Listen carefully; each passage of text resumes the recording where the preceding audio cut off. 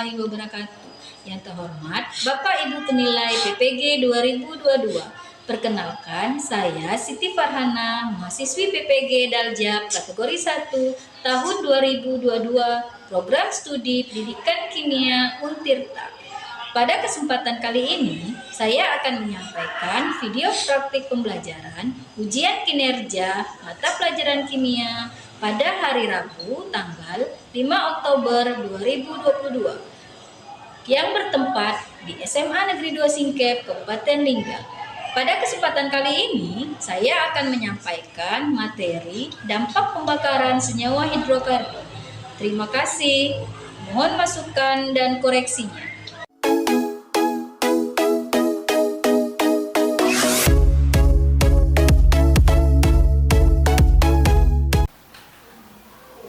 Assalamualaikum warahmatullahi wabarakatuh. Waalaikumsalam warahmatullahi wabarakatuh. Bagaimana kabar kalian hari ini? Alhamdulillah baik, Bu. Alhamdulillah semuanya dalam keadaan sehat walafiat ya. Seperti biasa, sebelum kita memulai pembelajaran, kita berdoa terlebih dahulu agar pembelajaran kita berjalan dengan lancar dan kita mendapat manfaat dari pembelajaran hari ini. Ibu minta tolong ketua kelas dibantu memimpin doa. Bersiap. Doa mulai.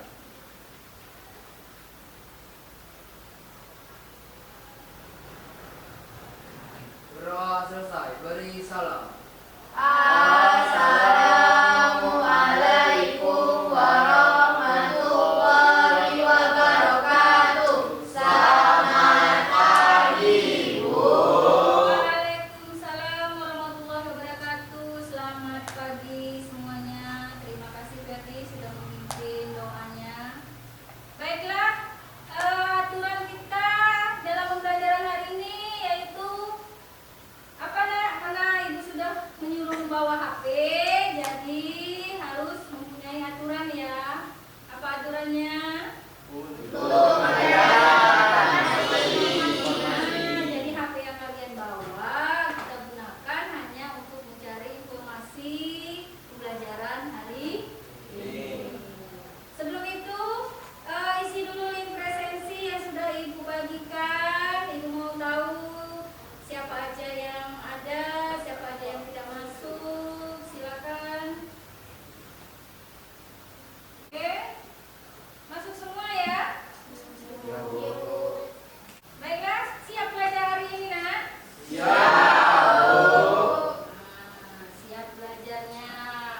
Materi kita hari ini melanjutkan dari materi sebelumnya yaitu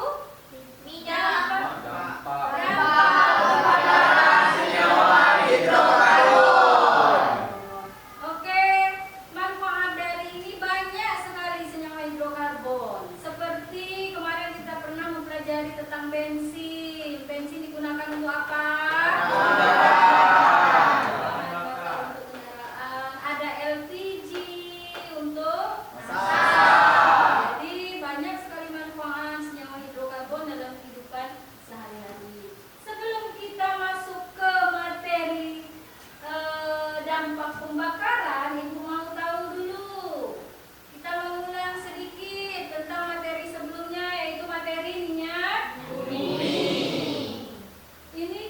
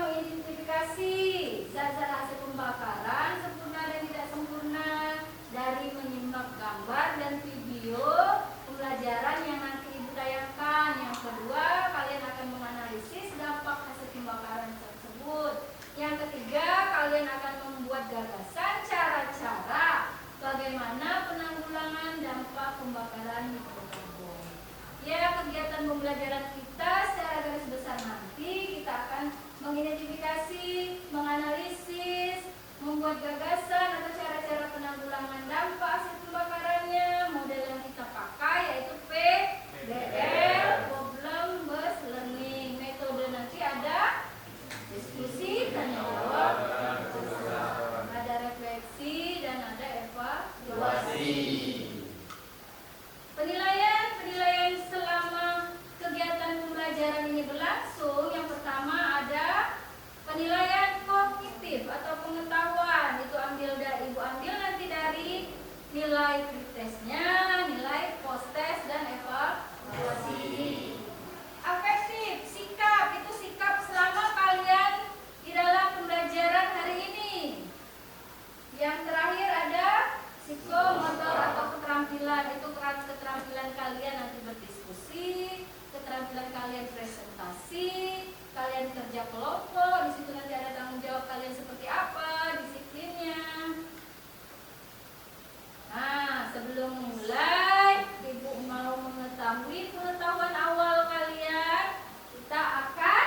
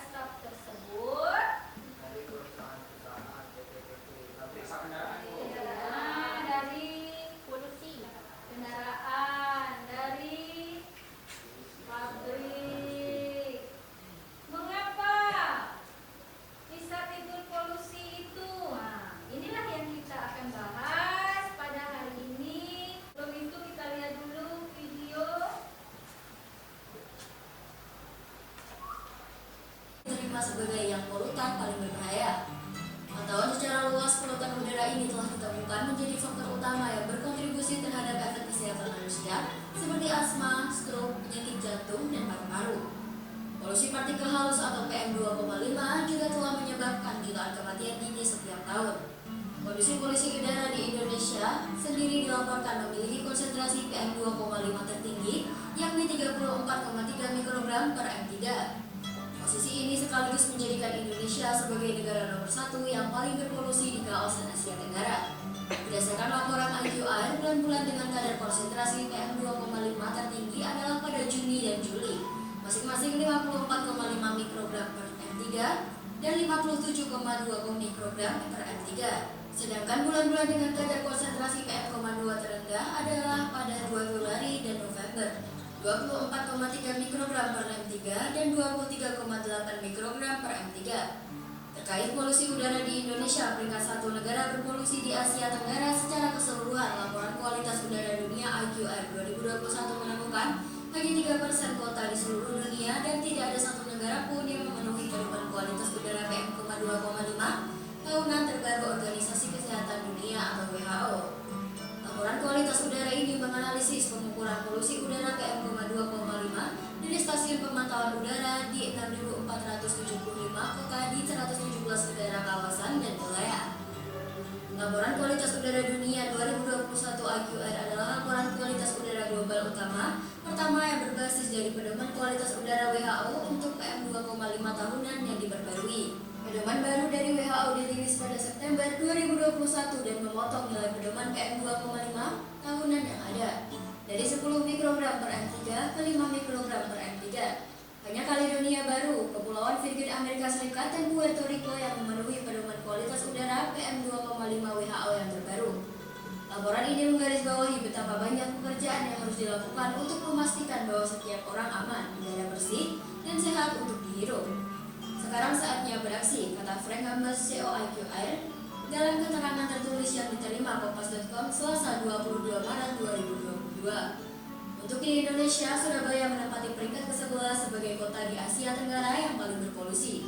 Kemudian disusul DKI Jakarta di peringkat ke-12 dan Bandung di peringkat ke-13 dalam kategori kota-kota paling berpolusi di Asia Tenggara. Sedangkan kota Samarinda, Kayu Agung, Banda Aceh, dan Palangkaraya masuk ke dalam daftar kota-kota dengan polusi udara paling rendah se-Asia Tenggara. Daerah kita ada kan, Nak? Ini ada satu lagi tentang polusi udara. Lihat ya. Nelayan masih gak peduli dengan kondisi bumi sekarang. Yang main nebang pohon dan bakar lahan di sana sini buat keuntungan pribadi mereka aja. Padahal buat sekedar info, ini yang mungkin akan terjadi di Jakarta pada 2050 kalau muka air laut terus nambah tinggi gara-gara pemanasan global. Tentunya kita nggak bisa biarin ini sampai terjadi. Untungnya Indonesia juga punya komitmen buat ngurangin emisi gas rumah kaca di udara lewat bikin kebijakan kayak menunda pemberian izin membuka lahan hutan dan gambut, restorasi lahan gambut, meningkatkan penggunaan pembangkit listrik tenaga terbarukan, dan rehabilitasi dan penyerahan hutan untuk tujuan sosial. Ya, PR kita masih panjang. Tapi sejauh ini kita udah mulai dan harus terus ngerjain mereka satu persatu. Intinya pemanasan global itu hampir nggak mungkin buat dihentikan. Tapi seenggaknya ini semua masih bisa kita perlambat dengan usaha dan kerjasama buat mengurangi emisi karbon ke udara. Bukan cuma negara, tapi juga kita semua menjaga dan merawat teman-teman kita ini biar dunia kita tetap terjaga kelangsungan.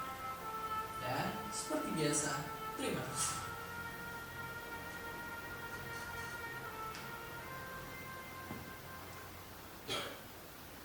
This is all wrong. I shouldn't be up here. I should be back in school on the other side of the ocean. Yet you all come to us young people for hope. How dare you? You have stolen my dreams, my childhood with your empty words, and yet I'm one of the lucky ones. People are suffering, people are dying, entire ecosystems are collapsing. We are in the beginning of a mass extinction. We will not let you get away with this. Right here, right now, is where we draw the line. The world is waking up, and change is coming whether you like it or not. Oke, dari gambar, bayangan gambar, dan video tadi, itulah masalah-masalah yang dihadapi baik di negara kita maupun di negara luar. Sekarang kita akan berdiskusi, mencari solusi cara terbaik untuk mengatasinya. Baiklah, Nana silakan berkelompok sesuai dengan kelompoknya. Sifat yang kita sikap pada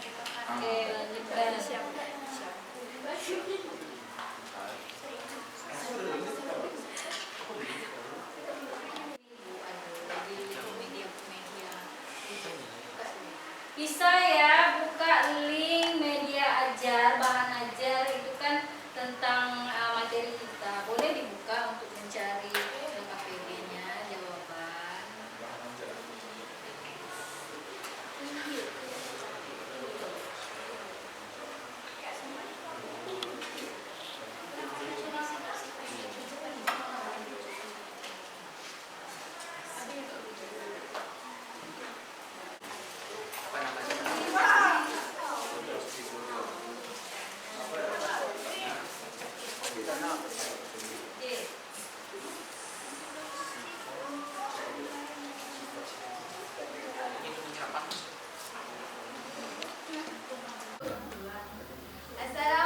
warahmatullahi wabarakatuh. Waalaikumsalam warahmatullahi wabarakatuh. Selamat siang semuanya. Siang. Perkenalkan, nama saya Dina Isandi. Saya dari perwakilan kelompok 2 ingin memaparkan hasil diskusi kami. Yang pertama, dari gambar dan video di atas memusnahkan masalah terkait pembakaran sempurna dan tidak sempurna senyawa hidrokarbon. Dari kedua gambar di atas terdapat masalah yaitu pembakaran senyawa hidrokarbon, baik pembakaran hidrokarbon sempurna dan pembakaran hidrokarbon tidak sempurna, sama-sama mengakibatkan dampak negatif bagi lingkungan. Pembakaran kayu pada gambar menghasilkan karbon dioksida yang tergolong gas rumah kaca, sehingga mengakibatkan kenaikan suhu bumi yang dikenal pemanasan global. Salah satu gas yang dihasilkan dari asap pabrik pada gambar adalah gas karbon monoksida yang mengakibatkan polusi udara dan penurunan kerja sistem pernapasan. Yang kedua, apakah yang dimaksud dengan pembakaran sempurna dan tidak sempurna senyawa hidrokarbon? Pembakaran sempurna adalah reaksi pembakaran yang terjadi dengan jumlah oksigen yang cukup dan menghasilkan gas karbon dioksida atau CO2 dan uap air atau H2O. Pembakaran tidak sempurna adalah reaksi pembakaran hidrokarbon yang menghasilkan gas monoksida atau CO dan uap air atau H2O. Yang ketiga, apakah zat-zat yang dihasilkan pada pembakaran sempurna dan tidak sempurna senyawa hidrokarbon? Di sini kami mendapatkan pembakaran sempurna akan menghasilkan gas CO, gas karbon dioksida atau CO2 dan uap air atau H2O. Sedangkan untuk pembakaran tidak sempurna akan menghasilkan gas karbon monoksida atau CO, jelaga atau J dan air atau H2O.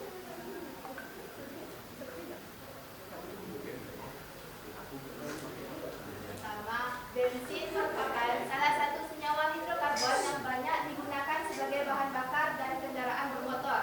Dalam kehidupan sehari-hari, kita mengenal jenis-jenis bensin seperti premium, pertalite, dan pertamax.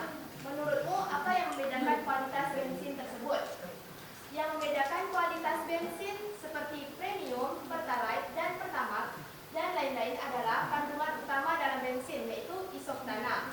Mutu bensin ditentukan oleh bilangan oktan, yaitu seberapa banyak persentase isoktana dalam bensin. Semakin banyak kandungan atau persentase isoktananya, maka semakin tinggi bilangan oktan pada bensin. Semakin tinggi bilangan oktan juga mengurangi ketukan atau gangguan dalam bensin. Yang kedua, uraikan sifat-sifat zat yang dihasilkan pada pembakaran senyawa hidrokarbon, seperti bensin serta dampaknya terhadap lingkungan dan kesehatan. Nama zat, karbon dioksida, sifatnya tidak berwarna, tidak berbau, tidak mudah terbakar, dan sedikit asam. Dampaknya bagi lingkungan yaitu tergolong gas rumah kaca, sehingga meningkatkan kadar CO2 di udara, dapat menaikkan suhu bumi, dan inilah yang disebut pemanasan global. Dampak bagi kesehatan, tidak berbahaya bagi kesehatan manusia. Terus ada lagi zat karbon monoksida atau CO. Sifatnya tidak berwarna, tidak berasa, tidak mengiritasi, dan tidak berbau. Dampak lingkungan, polusi udara yang menyebabkan penurunan kualitas udara ambien yang dapat berdampak bagi kesehatan. Yang kedua ada dampak dari kesehatan, yaitu apabila masuk ke aliran darah, CO akan mengikat Hb dalam darah sehingga Hb tidak bisa mengikat oksigen yang diperlukan tubuh. Kemudian ada nama zat oksida belerang atau SO2, SO3. Sifatnya mudah terlarut dalam air, memiliki bau namun tidak berwarna. Dampak bagi lingkungan, yaitu SO2 mampu menyerap cahaya sehingga menimbulkan kabut. Sedangkan SO3 dapat larut di dalam air hujan dan menyebabkan hujan asam dan kerusakan tanaman. Kemudian ada dampak bagi kesehatan. SO2 dan SO3 akan merusak jaringan tubuh dan menimbulkan rasa sakit apabila masuk melalui pernapasan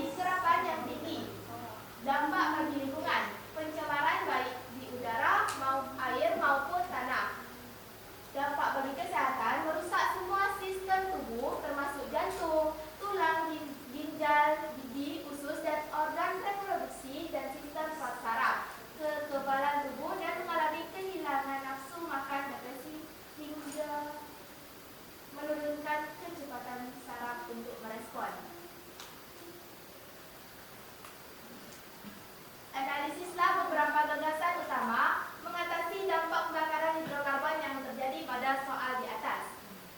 Untuk mengatasi dampak pembakaran hidrokarbon di atas dapat dilakukan melalui beberapa cara seperti berikut. 1.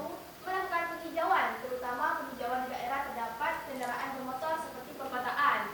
Jadi mempertambahkan tumbuhan-tumbuhan yang mungkin dah banyak ditebang, ditanam kembali atau reboisasi. Kemudian menggunakan bahan bakar yang mengandung belerang yang rendah agar tidak menghasilkan oksida belerang. Yang ketiga, mengurangi pembangunan yang menggunakan bahan kaca. Yang keempat, menggunakan mesin dengan kinerja yang efisien agar tidak terjadi pembakaran yang tidak sempurna pada hidrokarbon. Yang kelima, menggunakan kendaraan umum secara maksimal sehingga lalu lintas raya dan gas buangan yang dikeluarkan hasil dari pembakaran senyawa hidrokarbon berkurang. Yang terakhir adalah menggunakan bahan bakar ramah lingkungan. Berikut ini ialah gambar poster kami mengenai dampak hidrokarbon sempurna dan tidak sempurna. Di sini ada masalah yang ditimbulkan dari pembakaran hidrokarbon. Terus ada kualitas bensin dan ada pembakaran sempurna dan pembakaran tidak sempurna. Terus ada nih beberapa pertanyaan, apa yang dihasilkan dari pembakaran sempurna dan tidak sempurna? Dan bagaimana cara mengatasi dampak yang ditimbulkan dari pembakaran hidrokarbon? Seperti yang tadi telah saya sampaikan. Sekian presentasi dari kami, saya tutup. Wassalamualaikum warahmatullahi wabarakatuh. Waalaikumsalam. Nah, dari oktana menghasilkan karbon, CO, CO2, dan gas H2O. Dampaknya sekarang untuk partikulat karbon C dan timbal terhadap lingkungan itu ada pencemaran udara, terjadinya gangguan fisik, merusak kehidupan tumbuhan. Untuk kesehatan itu dapat menimbulkan iritasi pada kulit, mata perih, gangguan pernafasan, dan rusak ginjal. Melakukan penghijauan, menggunakan reboisasi,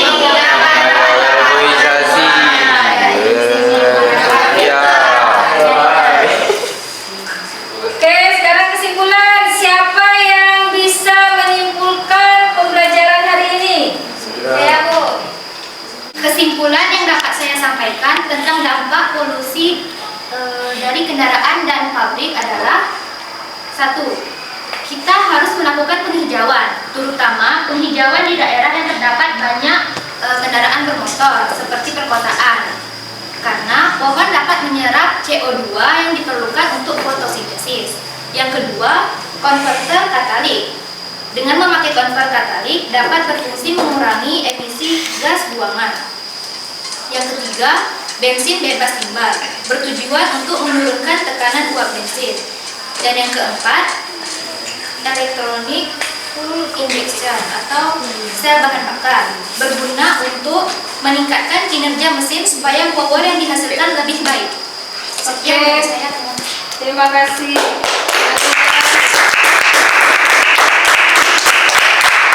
Nah, sekarang kita tes. Sudah semuanya? Sudah, Bu. Oke.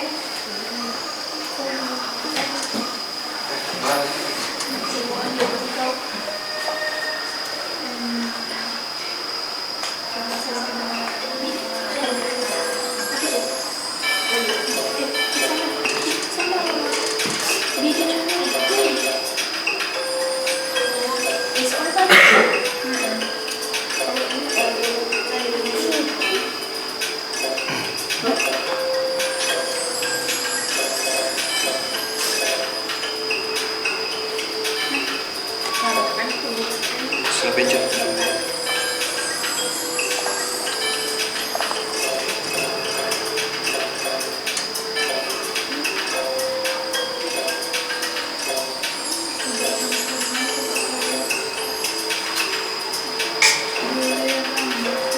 Salah dulu. Nina, Rian. Rian belum? Udah, Bu. Kayak bapak udah cek. Bisa orang gitu.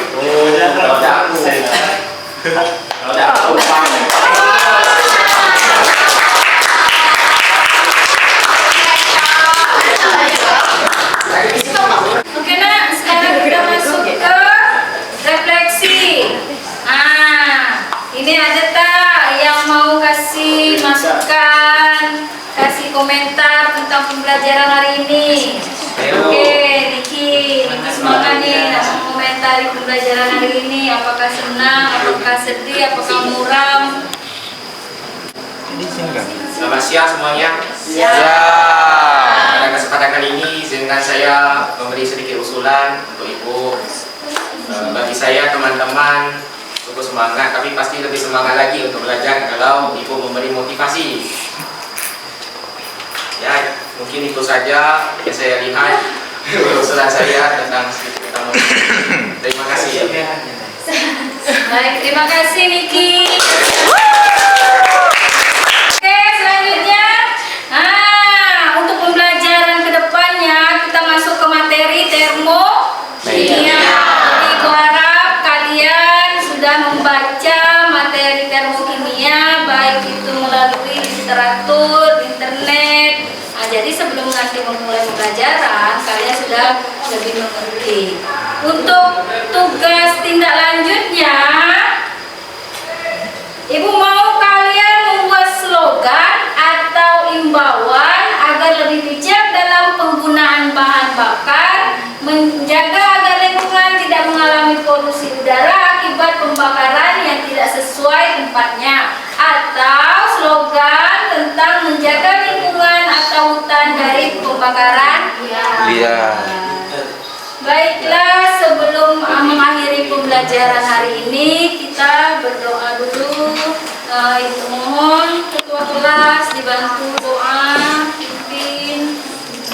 Bersiap. Berdoa mulai.